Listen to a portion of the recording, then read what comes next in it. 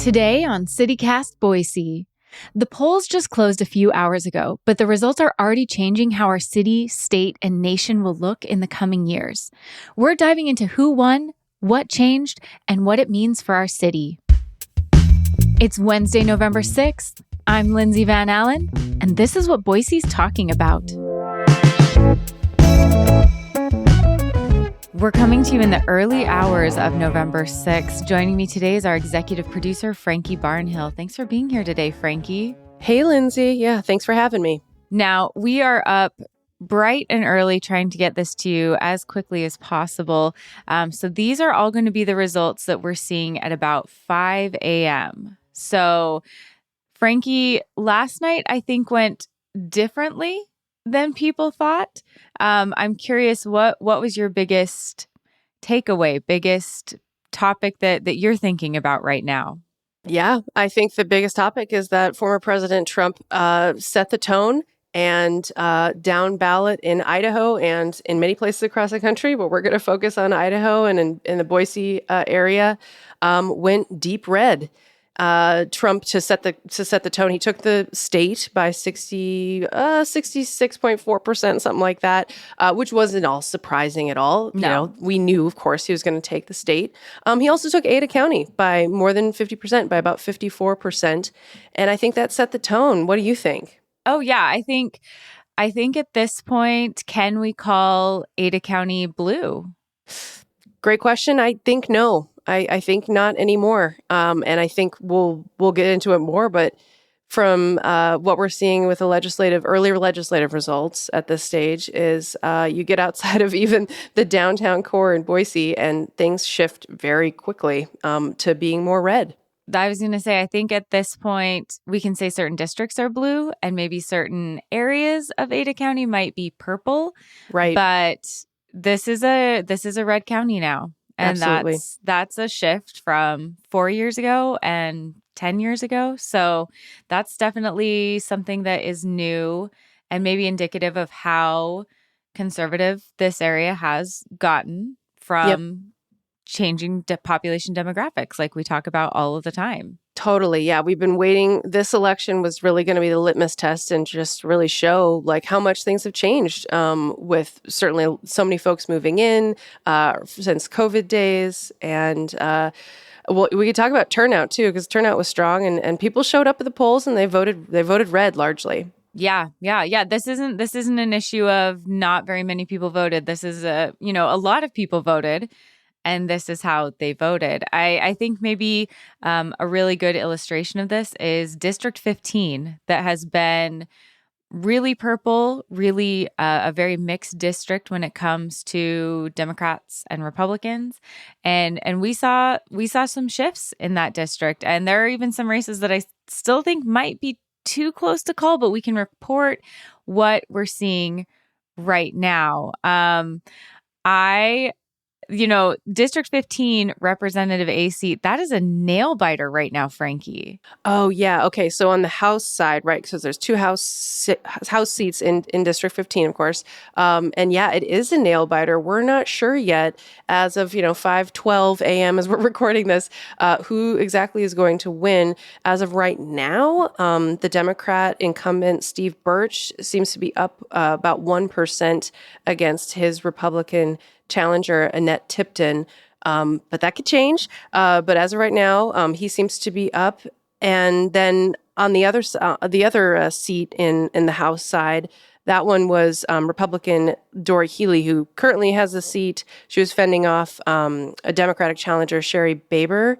And she definitely resoundingly beat Baber. So yeah. Republican Dory Healey will be keeping that seat. So as at the moment, it looks like the House seats had no changes. The incumbents kept those seats. That could potentially change, especially with how close the District 15 Representative A seat is. It's a matter of like 200 votes at this point. So yep. Literally every vote counts. Yeah. It is a very, very close race. Yeah. But when we look at the District 15 Senate seat, that looks like a shift occurred. It appears that incumbent Rick Just lost his rematch with Cody Galloway. Yep, which switching from Democrat Rick Just to Republican Cody Galloway would signify a lot about this district. And we should say, of course, for those who don't live in 15, this is West Boise is what we're talking about, right? So still within Boise city limits, but headed toward Meridian, but definitely a district that has swung red, blue, purple, everything in between. And in this time around, seems like it might fall more Republican with potentially if Birch is able to hold on to that House seat. But yeah, we talked about this. You talked about this with Idaho Press reporter Laura Guido about how education and the whole question of, quote unquote, school choice and vouchers and things came up so much in this race. So how are you processing that Rick Just lost? He was someone who was kind of fighting back against the idea of school choice and vouchers, which the Republican legislature has been wanting to go for several years now. Yeah, it's, that was definitely one of Galloway's main points. Her signs all said for families. And so I don't know if that really spoke to the electorate. Sure. Or just, she really did have prolific signs up through 15. And so I don't know if it's just a matter of visibility or if this does indicate that Idahoans in that district are very interested in the school voucher system, in, changing how we fund public education. I guess we will see how that plays out once the legislature starts. But that is a switch up in the Senate. So it appears that the Democrats did lose a seat. It was flipped Republican, and that will change the makeup of the Senate. And the Republicans were really looking to make some major changes if they could flip these seats and potentially push some agenda items that they've been waiting on that haven't been successful in the Senate, like additional library bills, repealing Medicaid for the state, the Medicaid expansion, potentially implementing the voucher system for education. So this could have some major implications on our upcoming 2025 legislative session. Yeah, and I know you're going to talk even more about what all of the results from the election mean for the legislature. But I do think, this 15 race was closely watched for many reasons in the Senate and kind of a proxy battle in some ways for the whole school choice question. And of course, most expensive. It was the most expensive legislative race in Boise. Money pouring in from outside PACs outside of Idaho. For Galloway, especially from groups that are very pro voucher. Right. So yep. that was a big money factor in this race. The galvanizing issue, really, it seems like, yeah.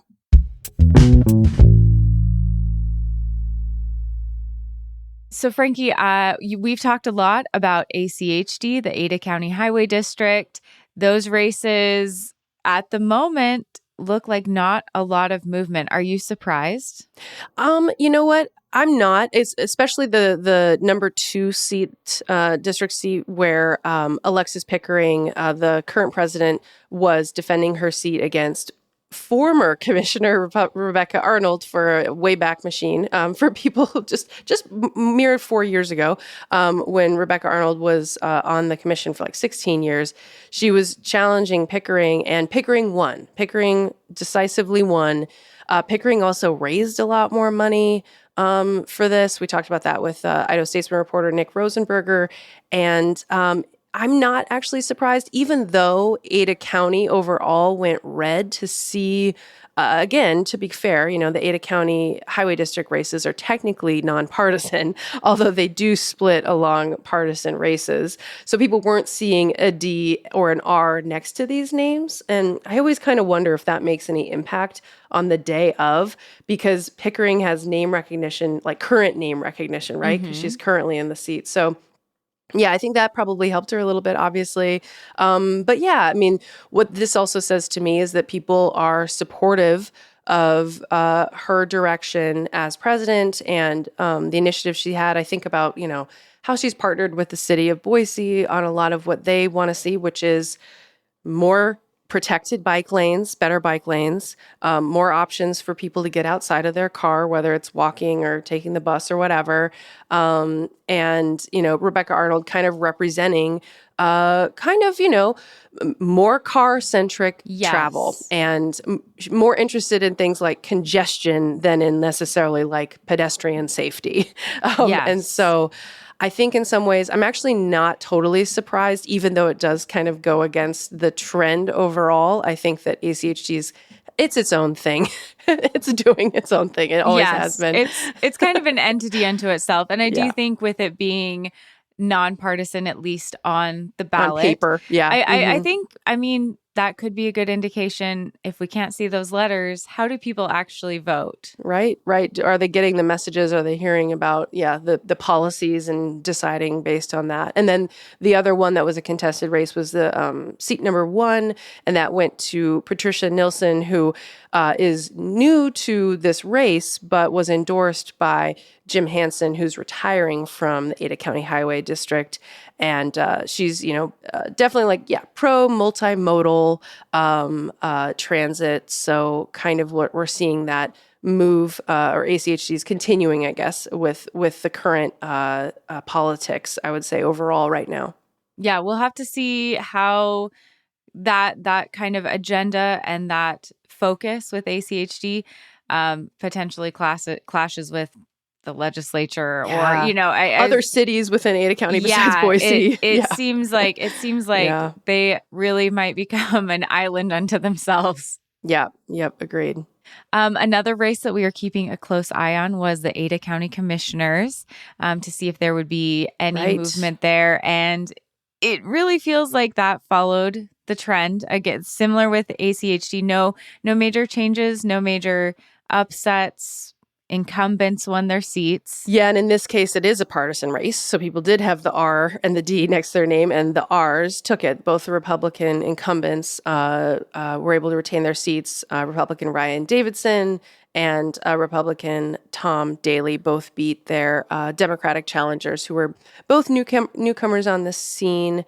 And so the commission will kind of, continue as is. It's clearly, overall Ada County seems to be happy with the job these two commissioners have been doing. Yeah. That race was not even close. And I don't think there was a lot of projection that the incumbents would face too much of a challenge, but it was interesting to see potentially if there would be a change. Yeah, and as you said, it's not just that Ada County, like the voters are more red, it's that the commission is more red. But that is fairly new. Like just a few years ago, there were Democrats on the commission, more Democrats on the commission. So, yeah, this has been a shift. Yeah. And I also want us to touch on the Ada County Sheriff's race. This race got pretty heated. We had the current sheriff, Matt Clifford, was being challenged by Doug Trabel. I never quite caught how to say his last name correctly, who was a constitutional candidate and ran as a constitutional sheriff, which we could do a whole episode on what those are and what powers they believe that they have. But the far right in Ada County definitely put a lot of weight behind Trabel. You saw his signs always next to the anti-Prop 1 signs. And so I was very interested to see how this race would go. I'd heard from several law enforcement families that they were not interested in Trabel winning. And it looks like Matt Clifford had a resounding victory, got 76% of the vote, and Trabel only, got less than 24. So wow. Yeah. Which is really, in a situation where I can say it probably didn't go how a lot of people thought. Yeah. Mixed bag is maybe the nicest way we can talk about what happened. I think so. This was I'd say a tiny bright spot for the county. Having a constitutional sheriff would have made things very, very different for Ada County. Yeah.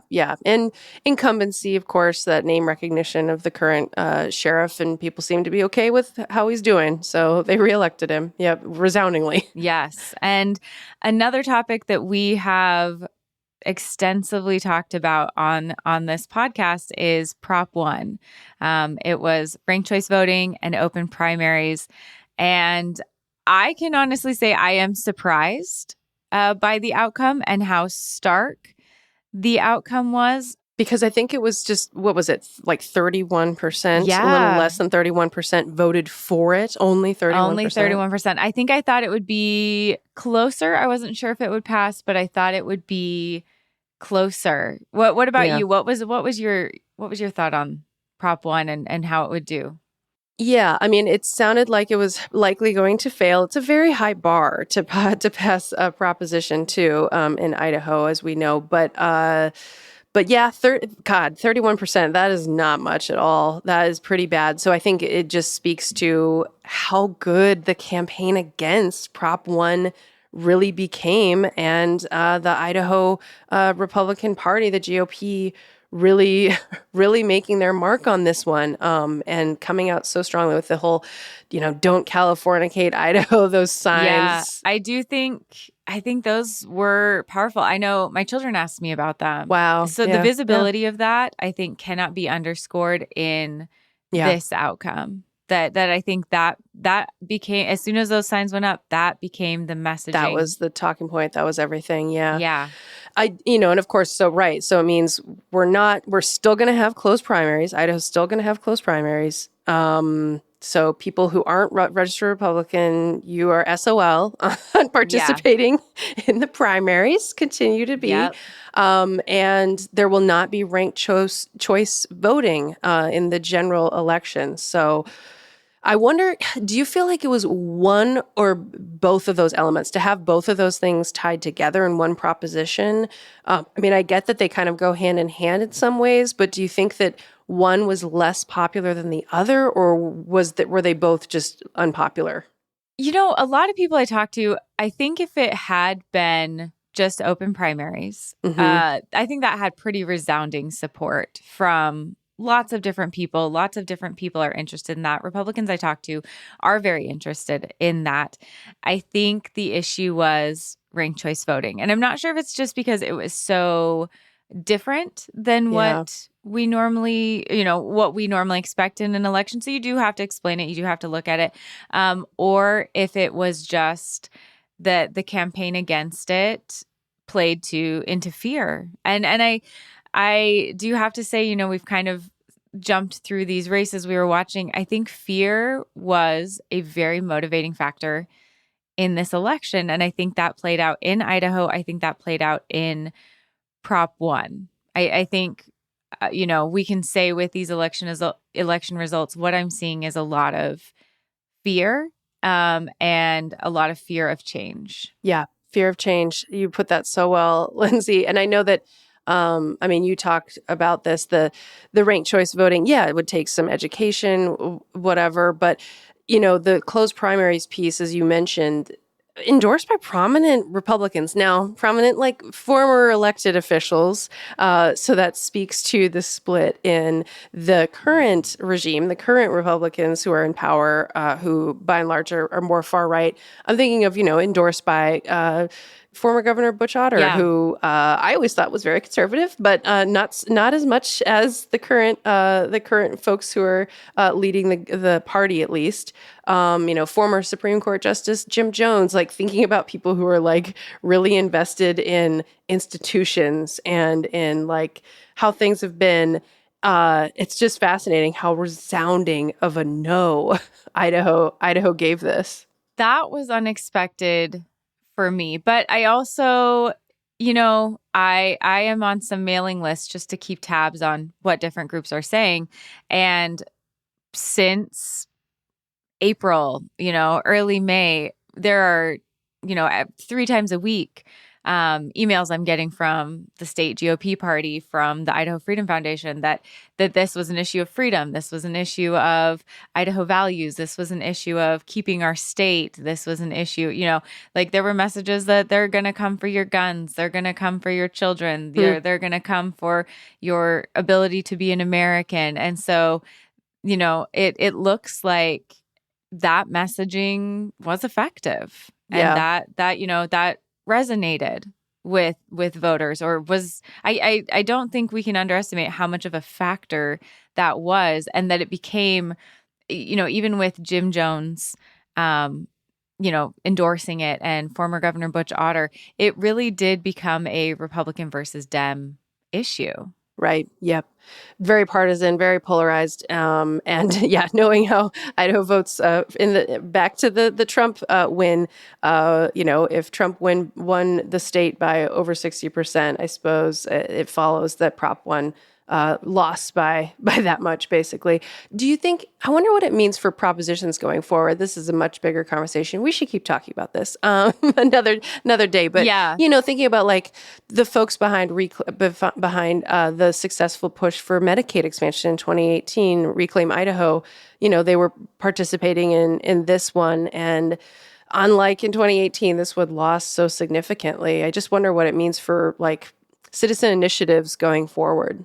Yeah, I think that is a great question. Definitely something we're going to explore in our Friday show, because I think ultimately my biggest takeaway is that the Idaho of 2024 does look significantly different than the Idaho of 2020, and especially the Idaho of 2018. And so that is going to have to change what we expect and what things are going to look like, because this is quite different. And I think people weren't necessarily expecting that. Yeah. Yeah.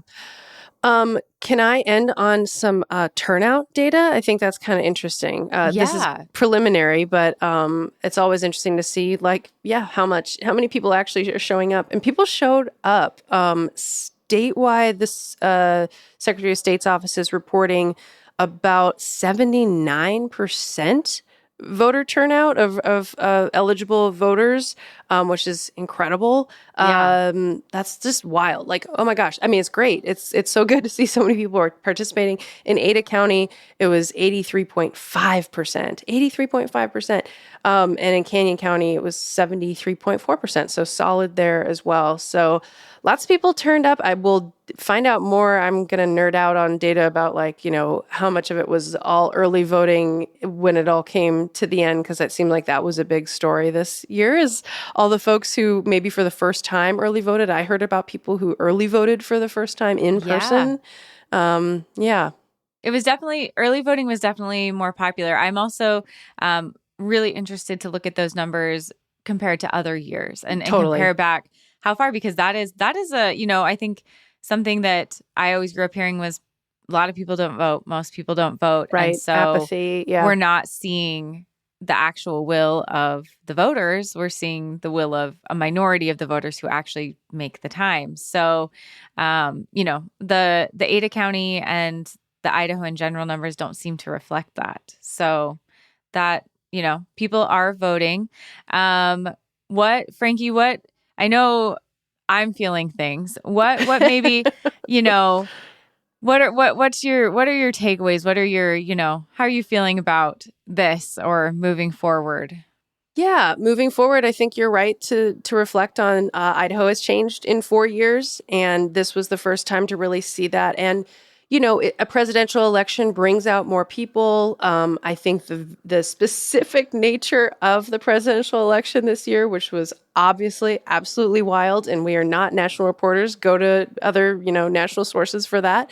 But like that, I think did say a lot and have a lot of down ballot ramifications in Idaho, and all the way down to District 15 in West Boise. It does trickle down, and I do think that mattered a lot. So this red swing that we're seeing across the country, we've known for a long time. Of course, Idaho's been a leader in that, and now we're seeing it in Ada County. We're seeing it granularly in some of these legislative races with some other, some of these races, as you pointed out, they didn't all go deep red, but that's the trend. No, yeah. In Idaho, it definitely, I think this fairly conclusively showed Idaho is more red. It was ruby red before. It is very, very red with bits of blue in it. And so, yeah, I definitely, anytime something is more stark than you thought, that definitely, I'm feeling that. Yeah. Maybe feeling a little more, definitely some vibes. I was at the Dem party at the Grove. Okay. And just went to go observe. I bet it was kind of depressing when the results started coming in. It was nationally. I had some hesitation. I feel comfortable sharing. I personally thought it was going to be close, but I did think Kamala was going to lose. I thought Harris wasn't necessarily going to get it. I thought it was a long shot for her. Yeah. I didn't realize we would know that so quickly, or be pretty sure that we knew that so quickly. But I think there was a lot of shared, maybe too little, too late. Maybe the state is quite more red than we thought. Definitely some despondence. And I think there is a lot of, the vibe I got was a lot of reevaluating, a lot of, what can we do? What is there that we can do? And, in Idaho, if you're not far right, if you're not very conservative, that can be kind of isolating. You can feel kind of alone. Totally. And I think that came out of, are we really alone? Are we more alone than we thought, in the state and in the nation? And so not a new feeling in Idaho. Yeah. Maybe a new feeling for a lot of people across the country, but definitely more stark, and definitely a very, I don't know. There was a depressed vibe to it, where everyone could see the writing on the wall pretty early. Yeah. And I think the results reflect that, and that can be a little tough. Yeah. We talk about the blue dot, the tiny, bubble, whatever in Boise, and it feels like it shrank. It feels like it shrank a bit this election. Yeah. Yeah. So definitely, if you're feeling that, if you're feeling a little stark, I think that's a shared feeling. There's a little like, what just happened? What? Like, so, maybe just definitely feelings of reevaluation, and, what maybe was my perception correct? And that can be a tough, election, post-election wake up. Yeah, indeed. Well, speaking of waking up, thank you so much for getting up and thinking through all of this with me. I don't think either of us slept very much last night. So thanks, listeners, for sticking with us. You probably didn't sleep very much either. So we've got so much more to talk about in next weeks and months to come of what this all means. And Friday, we're going to do definitely a more comprehensive look at, there are other races in the state that were really interesting. Other, changes, what they're going to mean for the legislature, looking forward more, as opposed to maybe sitting with how this feels right now. So make sure and tune into the Friday show, where we talk more about that. But yeah, Frankie, thanks for waking up at the crack of dawn. Not even, because it's so dark still. Yes. But thanks for joining me and having your insight. And yeah, this was, election 2024 was one for the history books for sure. Yep, we did it. Whatever happened, it's behind us. That's all for today here on CityCast Boise. If you enjoyed the show, you should subscribe to our Hey Boise newsletter for even more election results. We'll be back tomorrow morning with a look at some of the most notorious political scandals. You won't want to miss it.